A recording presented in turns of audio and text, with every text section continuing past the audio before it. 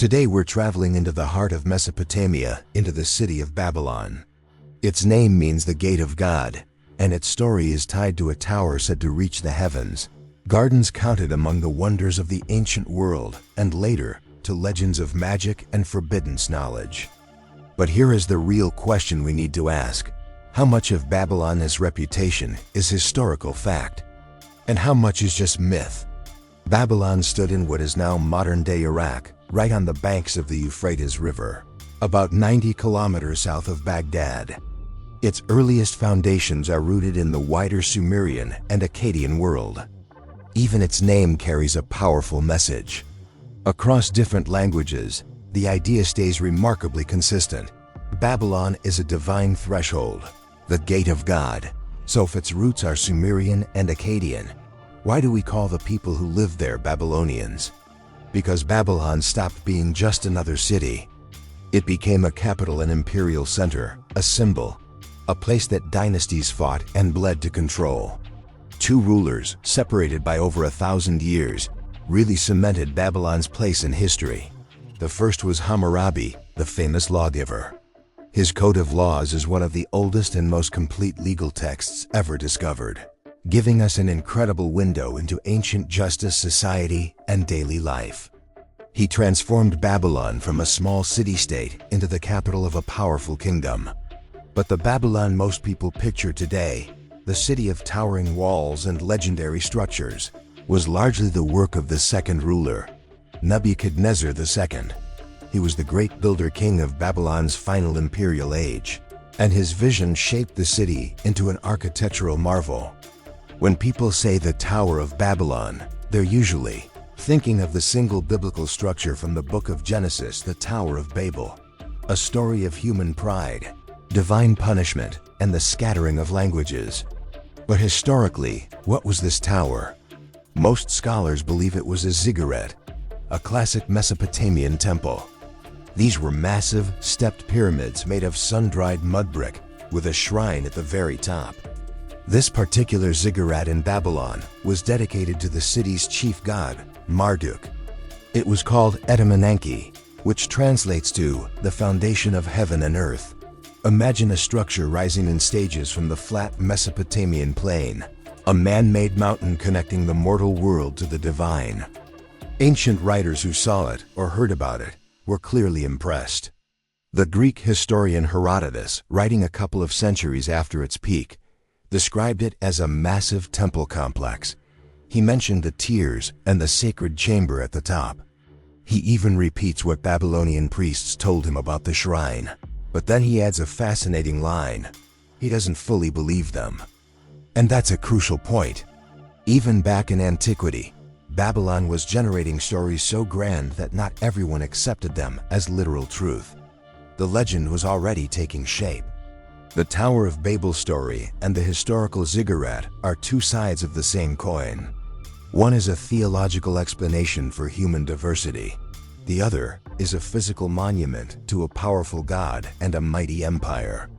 The biblical story frames the tower as an act of rebellion against God, but for the Babylonians, building the ziggurat was an act of piety, a way to honor Marduk and secure his favor for their city. It wasn't about reaching heaven to challenge God. It was about creating a sacred link between the heavens and the earth. Over time, these two narratives, the historical and the mythological, became tangled together, creating the legendary Tower of Babel we know today. And then there are the Hanging Gardens, one of the 7 wonders of the ancient world and probably the most mysterious. The story goes that Nebuchadnezzar II built them for his wife, who was homesick for the green, hilly landscape of her homeland. The image is incredible. A lush, multi-tiered garden rising up in the middle of a desert city, with exotic plants, trees, and waterfalls cascading down its terraces. It would have been an engineering marvel, a paradise on earth. But here's the catch. For all their fame, the evidence for the Hanging Gardens is surprisingly thin. Archaeologists have excavated Babylon for over a century and have found no definitive ruins that match the descriptions.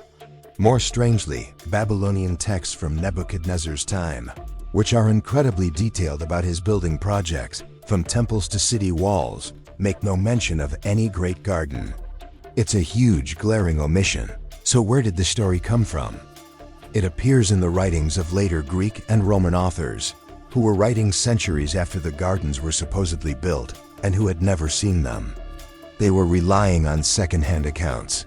Some scholars have proposed that the gardens might have been a poetic creation, or that the story was a confusion with gardens in another city, like Nineveh.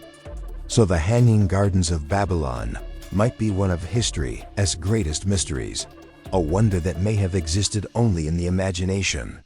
So Babylon's wonders all seem to follow a pattern, a massive reputation, but complicated, sometimes contradictory, proof.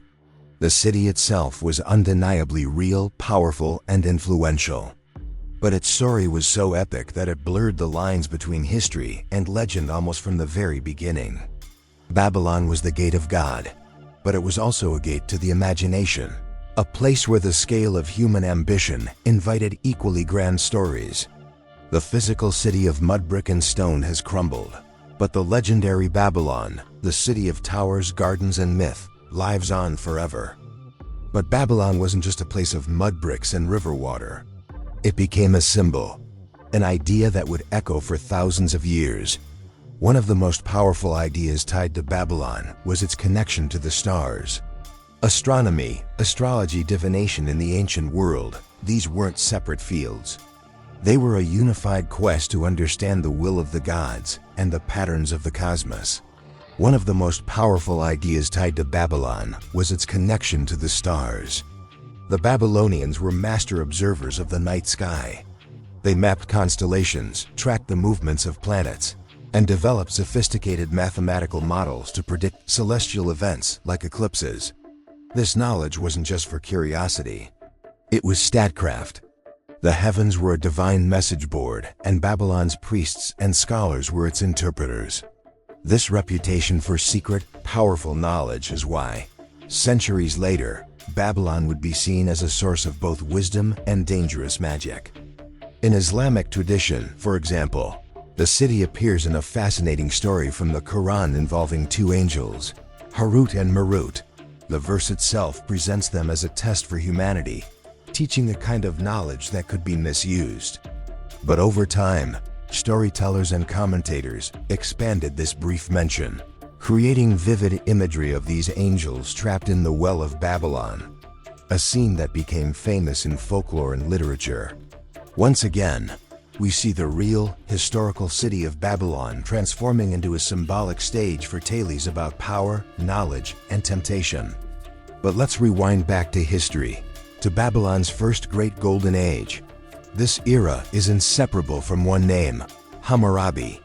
He ascended the throne around 1792 BCE, and he inherited a very dangerous neighborhood. Powerful rival city-states like Larsa, Ishnana, and Mari surrounded him. Alliances were as fragile as glass, and survival depended on a razor's edge of diplomacy and military strength. Hammurabi's early reign was a masterclass in strategy. He didn't just charge into battle. He waited. He made alliances, then broke them when the time was right. He played his rivals against each other, letting them weaken themselves before he struck the decisive blow. For nearly 30 years, he patiently built his power base, using a mix of diplomacy, intelligence, and carefully chosen campaigns. He wasn't just a conqueror. He was a political chess master, and one by one, his rivals fell until he stood as the undisputed ruler of southern Mesopotamia. His kingdom stretched from the Persian Gulf up the Tigris and Euphrates rivers. But empires built only on the sword often crumble when the sword arm weakens. Hammurabi knew this. His most enduring legacy wasn't his military victories, but his vision for an organized, stable society governed by law. This is where we get the famous Code of Hammurabi. You've probably seen pictures of it. A tall black stone stele, now in the Louvre Museum, covered in cuneiform script. But it's so much more than just a list of rules. You've probably seen pictures of it. A tall black stone stele, now in the Louvre Museum, covered in cuneiform script. The code was a brilliant piece of political propaganda.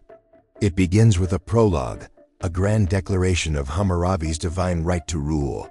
He states that the gods, Anu and Enlil, had chosen him to make justice prevail in the land, to destroy the wicked and the evil, that the strong might not oppress the weak. He was positioning himself not as a tyrant, but as a shepherd of his people, appointed by the heavens. Then comes the body of the law, 282 case laws to be precise. These aren't abstract legal principles. They are specific if-then scenarios. If a man accuses another of a crime but cannot prove it, the accuser shall be put to death. If a builder constructs a house that collapses and kills the owner, the builder shall be put to death. The famous principle of an eye for an eye, a tooth for a tooth, is here, but it's part of a much more complex system. The laws covered everything: property disputes, theft, agricultural contracts, family law, inheritance, and even the wages for laborers and doctors. It regulated the mechanics of an entire society, from the palace down to the farm. The code also reveals a lot about Babylonian social structure. Society was divided into different classes, and the penalties for crimes often depended on the social status of the victim and the perpetrator. Justice wasn't blind in the modern sense, but it was codified. It was predictable. The message Hammurabi was sending to the world was clear. Babylon is not just powerful. It is an empire of order, and he made sure everyone knew it. The stele ends with an epilogue, a powerful curse on any future king who would dare to alter his laws, ensuring his legacy would endure. After Hammurabi's death, his empire didn't last. It was too vast, held together by his personal genius, and his successors couldn't maintain it. The great city of Babylon was eventually sacked by the Hittites around 1595 BCE, bringing this first great dynasty to a shocking end. What followed was a long, complex period where Babylon's political power waned. The city was ruled for centuries by a people known as the Kassites. They adopted Babylonian culture, worshipped Babylonian gods, and respected the city's traditions. But Babylon was no longer the master of its own destiny. What followed was a long, complex period where Babylon's political power waned. Yet, even when it was politically weak, Babylon never lost its prestige. It remained the great cultural and religious heart of Mesopotamia. And that moment came, dramatically, in the late 7th century BCE. This was the dawn of Babylon's second and perhaps most famous golden age, the Neo-Babylonian Empire. The catalyst was a Chaldean chieftain named Nabopolassar. He led a successful revolt against the crumbling Assyrian Empire, which had exhausted itself through constant warfare. In 626 BCE, he claimed the throne of Babylon, and the fight was on. Allied with the Medes from the east, Nabopolassar systematically dismantled the Assyrian war machine. When Nabopolassar died, his son took the throne, and this was the man whose name would be forever linked with Babylon's legendary splendor, Nebuchadnezzar II. Nebuchadnezzar was a brilliant military commander who consolidated and expanded his father's empire. His campaigns in the West, particularly in the Levant, are famously recorded in the Bible, detailing the struggles with the kingdom of Judah, the siege of Jerusalem, and the deportation of its population. For the people of Judah, he was an instrument of divine wrath, the destroyer of their temple. In the grand sweep of history, he was securing the western frontier of his empire. But Nebuchadnezzar wasn't just a warrior king. He was a builder on an unimaginable scale. He turned Babylon into the wonder of the ancient world. The city he rebuilt was a masterpiece of urban planning and monumental architecture. He constructed massive double walls around the city, so thick that chariots could supposedly race on top of them. He dug a deep moat and built bridges and paved processional ways. At the heart of his city was the spectacular Ishtar Gate, a gateway covered in brilliant blue-glazed bricks and decorated with rows of dragons and bulls, representing the gods Marduk and Adad. This gate led to the city's sacred precinct, where the Great Ziggurat, a towering temple pyramid, stood. This structure, likely named Etemenanke, or the foundation of heaven and earth, is a strong candidate for the historical inspiration behind the biblical Tower of Babel. And of course, there are the legends of the Hanging Gardens of Babylon, one of the 7 wonders of the ancient world. While archaeologists still debate their exact location and even their existence, the story itself speaks to the opulent, almost mythical reputation of Nebuchadnezzar's city. He transformed Babylon into a spectacle, a statement of power and wealth designed to awe everyone who saw it. But this final burst of glory was brief. After Nebuchadnezzar's death, a series of weaker rulers followed. The empire's foundations were not as deep as Hammurabi's had been, and a new power was rising in the east, the Persians, led by a visionary leader named Cyrus the Great. In 539 BCE, the end came swiftly. According to historical accounts, the Persian army took Babylon almost without a fight. The city's independent story was over. It became a province in the vast Persian Empire. Babylon would continue to be an important city for centuries, but it would never again be the capital of its own empire. In 539 BCE, the end came swiftly. According to historical accounts, the Persian army took Babylon almost without a fight. The city's independent story was over.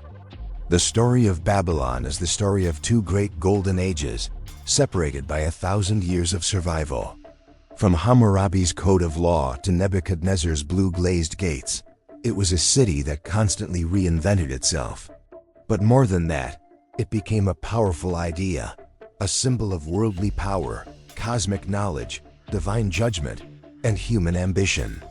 And it's that symbolic Babylon, the city of legend, that has captivated the human imagination ever since.